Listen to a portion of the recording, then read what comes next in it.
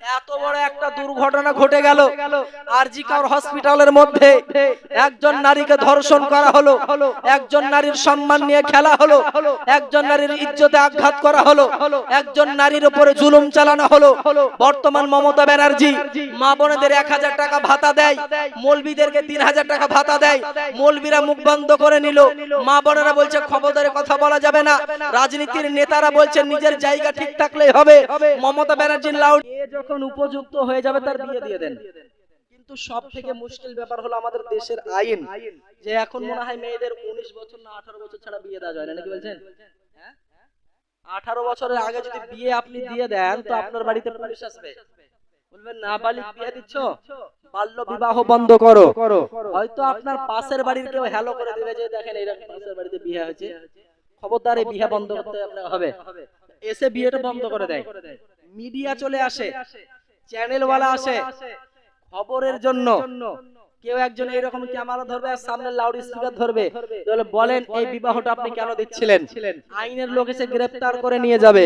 কিন্তু আপনি কি চিন্তা করেছেন আপনার মেয়ে বালিকা হয় শরিয়তের বিধানে কমবেশ 12 বছরের পর থেকে, যখন থেকে আপনার মেয়ে 9 বছর থেকে 13 বছরের মধ্যে আপনার বাড়ির মেয়ে বালিকা হয়ে যায়, কিন্তু আপনি বলবেন 9 বছরে বিয়ে দেব না, ঠিক আছে বিয়ে দিয়েন না। 15 বছরে বিয়ে দিব না, আচ্ছা দিয়েন না। 20 বছরে বিয়ে দিব না, দিয়েন না। কিন্তু 20 বছরের আগে, 15 বছরের আগে, 10 বছরের আগে মেয়েকে শিক্ষা দেন। ওই শিক্ষা যে নিজের ইজ্জতকে, নিজের আবরুকে, নিজের সম্মানকে নিজে কেমন ভাবে বাঁচাতে হবে, এই বিধানটা, এই শিক্ষাটা, এই রকম তরিকাটা শিক্ষা দিতে হবে, নাকি বলছেন? দেখেন ব্যাপার হলো যখন আপনার বাড়ির মেয়ে 20 বছর হয়ে যাবে, 25 বছর হয়ে যাবে, 30 বছর হয়ে যাবে, যদি বিয়ে না হয়, পয়সা না থাকে, টাকা না থাকে, বিয়ে দিতে না পারেন, কোন মিডিয়া আপনার বাড়ি আসবে না যে 30 বছর বয়স হয়ে গেলে এখনো বিয়ে হচ্ছে না, কোন পাত্র থাকলে বিয়ে করো প্রস্তাব দিচ্ছি, এ কথা কেউ বলবে না। কিন্তু শরিয়তের বিধানে আপনার মেয়ে যদি গুনাহ করে, ওই গুনার ভাগ পিতা আপনাকে নিতে হবে, ওই গুনার ভাগ মাতা আপনাকেও নিতে হবে। কাজেই শোনেন, দ্বীনের ইসলামের বিধান মান্য করতে হবে, দেশের আইনকেও মানতে হবে, নাকি বলছেন? দেশের আইনকে মানতে হবে, শরীয়তের বিধানকেও মানতে হবে। তো কেমন করে মানবেন? শরীয়তের বিধান বলছে বালিকা হলে বিয়ে দিয়ে দাও, আর দেশের আইন বলছে 18 আগে খবরদার বিয়ে নয়। যদি বিয়ে দিয়েছে তো বাল্য বিবাহের কারণে গ্রেফতার করব। জামাই যদি বিয়ে করে তো ওকেও ধরবো, বউ যদি হয়তো ওকেও ধরবো, ইয়ারও বাপ মাকে ধরবো, ইয়ারও বাপ মাকে ধরবো। শুধু এখানে শেষ নয়, আইন পাস হয়েছে সম্ভবত 2018 সালে। রেজিস্ট্রার সাহেব ওই কাগজকে সুন্দরভাবে রেখে যে মৌলভী সাহেব শোনেন, আপনারাও পার পাবেন না। এই দেখেন আইনে লিখে দিয়েছে যারা ওই বিয়েতে গিয়েছিল তারাও আসামি, যারা বিয়ে খেয়েছে তারাও আসামি, যে মৌলভী বিয়ে পড়িয়েছে ওইও হলো আসামি, যে রেজিস্ট্রার বিয়ে পড়েছে ওইও আসামি, যে বিয়ে করেছে ওইও আসামি, যে মেয়ে বিয়ে করেছে ওইও আসামি, মেয়ে পক্ষ আসামি, ছেলে পক্ষ আসামি। বিয়ে পড়ানোর কারণে এত বড় অন্যায় আছে কোন দেশে? আপনি পড়াচ্ছেন হালাল কর্ম, আপনি দেখাচ্ছেন সুন্দর সম্পর্ক, বিবাহের পূর্বে আপনার মেয়ে আপনার অন্য ছেলের সঙ্গে গুনহার কাজে লিপ্ত হয়ে গেলে শরীয়ত বলছে গুনহা হবে, হারাম হবে, দেশের আইন বলছে ছেড়ে দাও, বাদ দাও। আছে না নাই? কিন্তু এই আপনার মেয়ের একটু ক্ষতি হওয়ার কারণে সরকার এখন বর্তমান মমতা ব্যানার্জি এত বড় একটা দুর্ঘটনা ঘটে গেল আরজি কর হসপিটালের মধ্যে।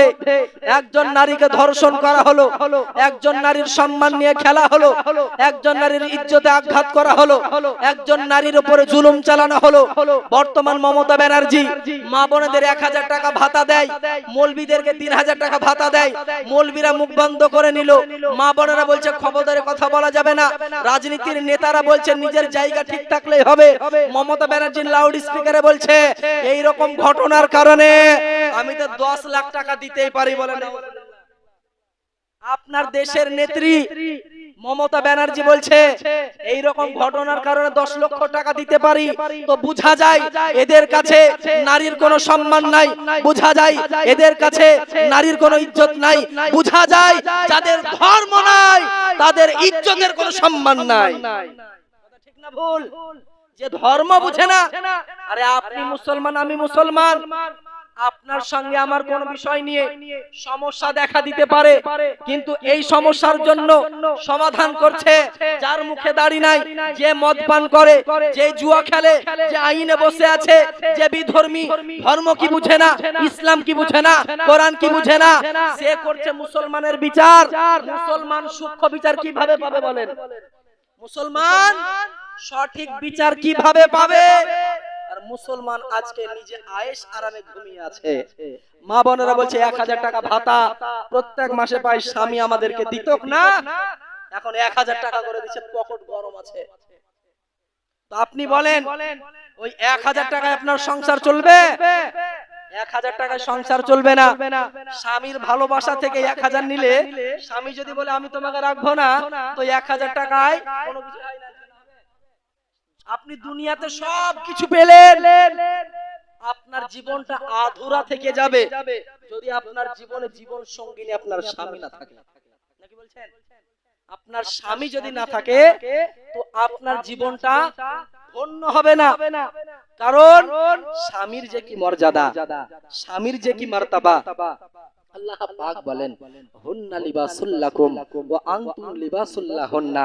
স্বামী স্ত্রী একই অপরের পরিপূরক পোশাকের মতো। বলেন সুবহানাল্লাহ।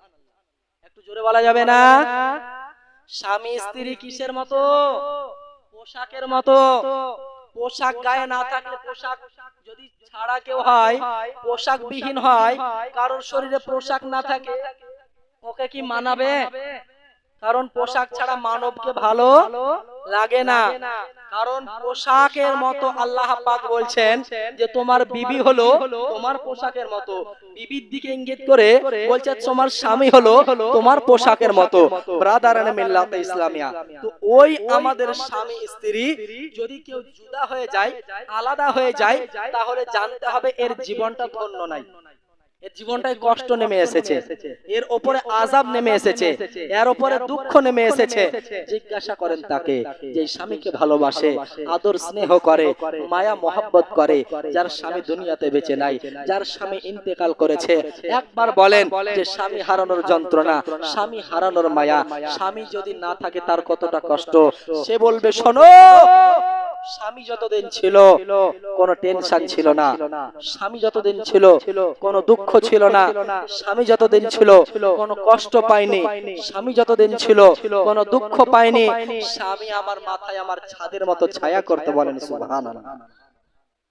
আর যেই দিন থেকে আমার স্বামী দুনিয়া থেকে বিদায় নিয়েছে, সেই দিন থেকে আমি নিঃস্ব হয়ে গিয়েছি, আমি একা হয়ে গিয়েছি, আমি বড় কষ্টের মধ্যে পড়ে গিয়েছি, আমি বড় দুঃখের মধ্যে পড়ে গিয়েছি, কারণ আমার মাথার ছাদ আমি হারিয়ে ফেলেছি। তারা এটা বলতে পারবে যারা স্বামীকে ভালোবাসে, স্বামীকে মহব্বত করে, স্বামীর প্রতি ভালোবাসা রাখে। কারণ স্ত্রী অনেক প্রকারের আছে, স্বামী অনেক প্রকারের আছে। ব্রাদারানে মিল্লাতে ইসলামিয়া, বলছিলাম মোহরের কথা।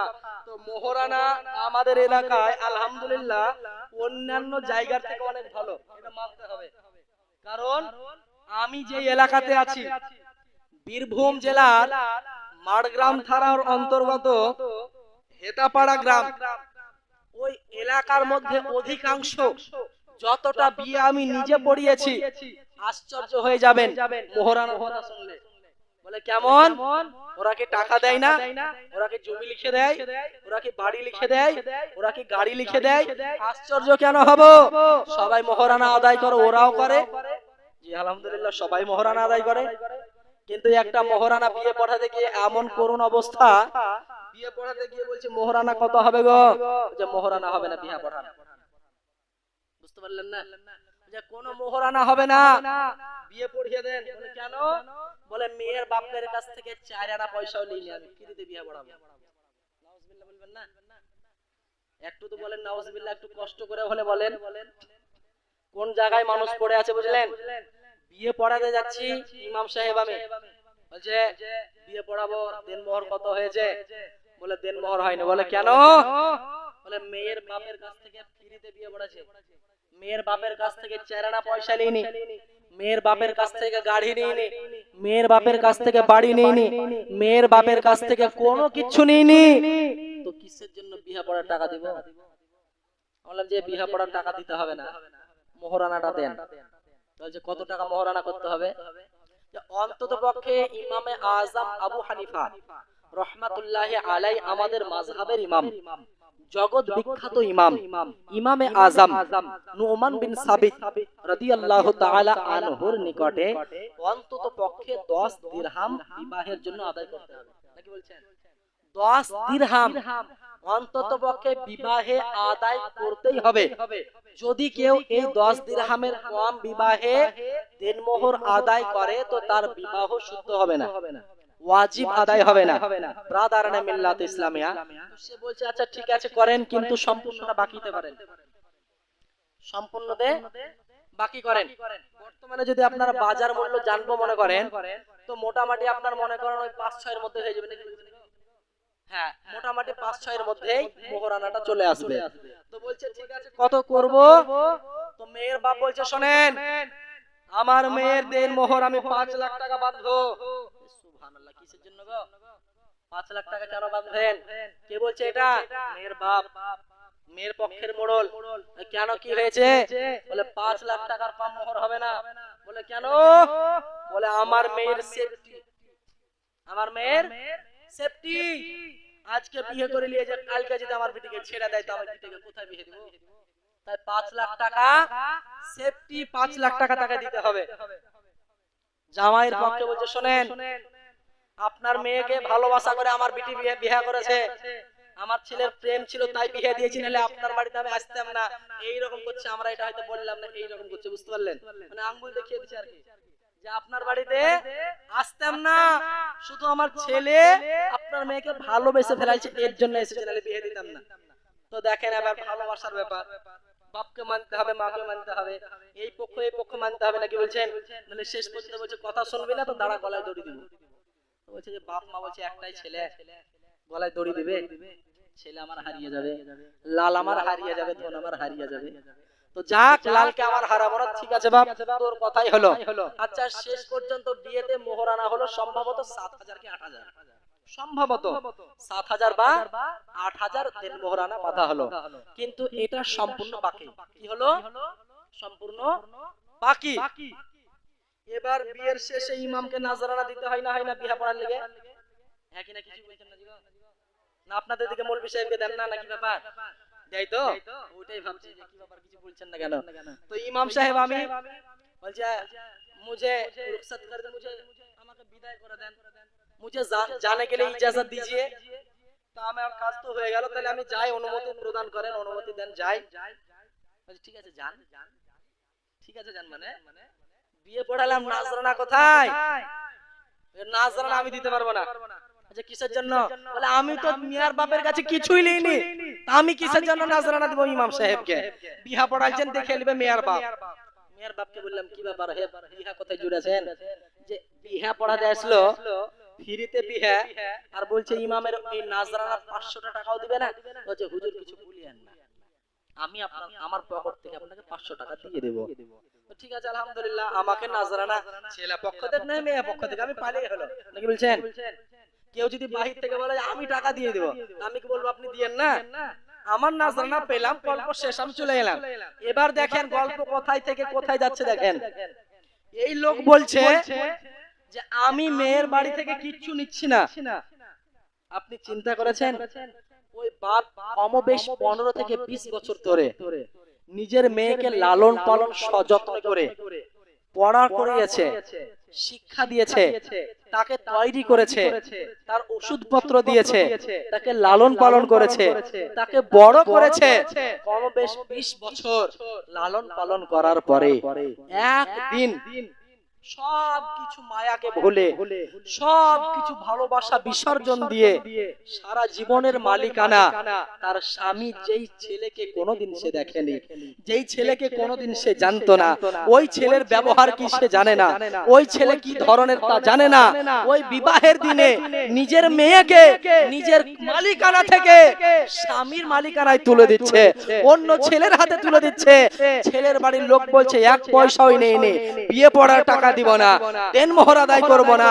একটা বাড়িতে মেয়ে লালন পালন করে দেখো, 20 বছর লালন পালন করো, তবেই তুমি জানবে তোমার বাড়ি থেকে যেদিন মেয়ে তোমার মালিকানা থেকে অন্যের মালিকানায় চলে যাবে, আব্বা যখন ডাকবেন স্বামীর অনুমতি ছাড়া বাড়ি থেকে বের হতে পারবে না। কিন্তু ওই বাপ লালন পালন করেছে, ওই পিতা শিক্ষা দীক্ষা দিয়েছে, ওই পিতা আদর স্নেহ করেছে, ওই পিতা বলছে খাবার দিতে পারছে না, বলছে পোশাক দিতে পারছে না, বলছে টাকা দিতে পারছে না, বলছে গাড়ি দিতে পারছে না, বাড়ি দিতে পারছে না। আরে শোনো, দুনিয়ার সব সম্পদকে একদিকে রাখো, নিজের যত্নে করা একটা মেয়েকে একদিকে রাখো, দুনিয়ার অর্থ একদিকে ব্যাকুল হয়ে যাবে, ব্যয় হয়ে যাবে, নিজের মেয়ের মতন সম্মান অন্য কোথাও পাবে না। ঠিক না ভুল বলছি? আপনি বাড়ি দিয়ে পয়সা দিয়ে মানুষের সম্মান কিনতে পারবেন না, সততা কিনতে পারবেন না। আর আপনি গিয়ে বলছেন যে আমাকে গাড়ি দেয়নি, আমাকে টাকা দেয়নি, তো কিসের জন্য আমি একে দেনমোহর আদায় করব? তো শুনেন, আলহামদুলিল্লাহ নবী পাক সাহিবে রওলাক সাল্লাল্লাহু তাআলা আলাইহি ওয়াসাল্লাম বলছেন, বিবাহ করার পূর্বে চারটা জিনিস দেখো। কটা জিনিস? বিবাহ করার পূর্বে চারটি জিনিস দেখো, যে মেয়েটা দেখতে কেমন। কারণ বিবিকে আপনি সারা জীবন নিয়ে থাকবেন, দেখা দরকার আছে না নাই?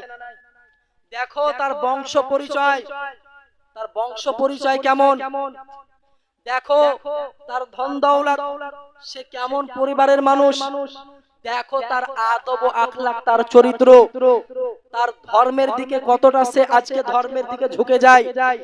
নবী পাক সাহিবুল আওলাদ সাল্লাল্লাহু তাআলা আলাইহি ওয়াসাল্লাম ক্লিয়ার ভাবে জানিয়ে দিয়েছেন, এই চারটি বিষয়ের থেকে সব থেকে উত্তম একটা পদ্ধতি, উত্তম একটা নিয়ত, উত্তম এক নাম্বার শর্ত, যদি সুখ পেতে চাই, শান্তি পেতে চাই, আরাম পেতে চাই, ভালো থাকতে চাই, তো নিজের বিবিকে রূপসী দেখার আগে ধর্মের দিকটা দেখতে হবে। নিজের স্ত্রীর পরিবারকে ধন দৌলত হওয়া দেখার আগে নিজের বিবিকে ধার্মিক আছে কিনা দেখতে হবে। তার বংশ পরিচয় দেখার আগে মেয়েটা ধার্মিক আছে কিনা দেখতে হবে। নবী পাক আমার বলেছেন, সব থেকে উত্তম নারী, সব থেকে উত্তম মহিলা ওই মহিলা যে রূপে ও গুণে খুবই সুন্দর, ধার্মিকের দিকে খুবই সুন্দর, কিন্তু তার মোহর হলো খুবই কম। বলেন সুবহানাল্লাহ। তো আমরা মোহরানা আদায় করছি, ছেলের বাপ, মেয়ের বাপ আর গ্রামের মুরুল।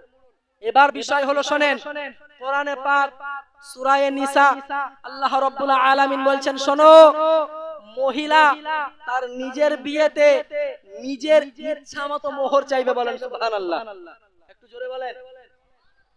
নিজের বিয়েতে মেয়েটা নিজে থেকে মোহর চাইবে, যে আমার এত টাকা মোহর আমি নিব। এটা কে চাইবে? মেয়ে চাইবে। কিন্তু কোন মুরল মেয়েকে জিজ্ঞাসা করে যে তোমার বিয়েতে মোহর কত বেঁধেছো? কোন মেয়ের গার্জেন মেয়েকে জিজ্ঞাসা করে যে তোমার মোহরানা কত করেছো? কোন ছেলেকে তার বাবা জিজ্ঞাসা করে যে তুমি মোহর কত দিতে পারবে? কারণ এই মোহরানা তো মিটায় বাপে, মুরলের হাত দিয়ে, উকিলের হাত দিয়ে দিয়ে পাঠায় নাকি? বলছেন আপনাকে জিজ্ঞাসা করতে হবে মেয়েকে যে তোমার বিবাহের জন্য কত টাকা তুমি মোহর করছো, কত টাকা দেন মোহর বাঁধছো। কারণ ওই মেয়েকে দেন মোহরটা বাঁধতে হবে। কিন্তু আমাদের এলাকাতে সেই সুযোগ মেয়েকে দেওয়াই হয় না। কি বলছেন? সেই সুযোগটা দেওয়াই হয় না, জানতেই দেওয়া হয় না। শোনেন, যদি কেউ মোহরানা পরিশোধ করার পূর্বে যদি নিজের স্ত্রীর নিকটবর্তী হয় আর তার দিলে যদি এটা খেয়াল থাকে যদি এটা উদ্দেশ্য থাকে যে এই মোহরানা তো দিতে হয় না, তাই মোহরানাটা আমি বেঁধে দিয়েছি, আপনি ভবিষ্যতে যদি কোনোদিন মারা যান, আপনার বিবির যদি এই আপনি মোহরানা পরিশোধ না করেন, তো এটা হুকুকুল্লাহর মধ্যে পড়বে, সরি হুকুকুল ইবাদের মধ্যে পড়বে, বান্দা বান্দার মধ্যে ভুলের মধ্যে পড়বে, বান্দা বান্দার হকের মধ্যে পড়বে। বিবির হক ছিল ওটা যে 20 বছর ধরে 15 বছর ধরে নিজের জীবনকে সাজিয়েছে, নিজের যৌবনকে সাজিয়েছে, নিজের ইজ্জতকে বাঁচিয়েছে, নিজের ইজ্জতের মালিকানা, নিজের সম্মানের মালিকানা, নিজের শরীরের মালিকানা, নিজের আবরুর মালিকানা সারাটা জীবনের জন্য আপনাকে দান করছে। আপনি স্বামী, নিজের ইজ্জত আপনার হাতে তুলে দিচ্ছে, নিজের সম্মান আপনার হাতে তুলে দিচ্ছে, নিজের আবরু আপনার হাতে উৎসর্গ করছে, আর আপনি মোহরানা বলছেন ফ্রি। আশ্চর্য হওয়ার মতন বিষয়। তাহলে ওই এলাকাতে এটা চলে, আলহামদুলিল্লাহ। আমাদের এলাকায় এটা চলে না। আমাদের এলাকাতে এরকম নাই। মোহরানা হবে, এটা তুমি ফ্রিতে করো, নগদে করো, না ধারে করো, মোহরানা কিন্তু হবে। আমি আমার জীবনে যত বিবাহ দেখেছি, ওই এলাকা ছাড়া অন্যান্য এলাকাতে পরিশোধ সঙ্গে সঙ্গে করে দেয়। যেমন আজকের বিয়েতেও পরিশোধ হয়েছে, না হয়নি? আজকের বিয়েতেও আলহামদুলিল্লাহ পরিশোধ হয়েছে।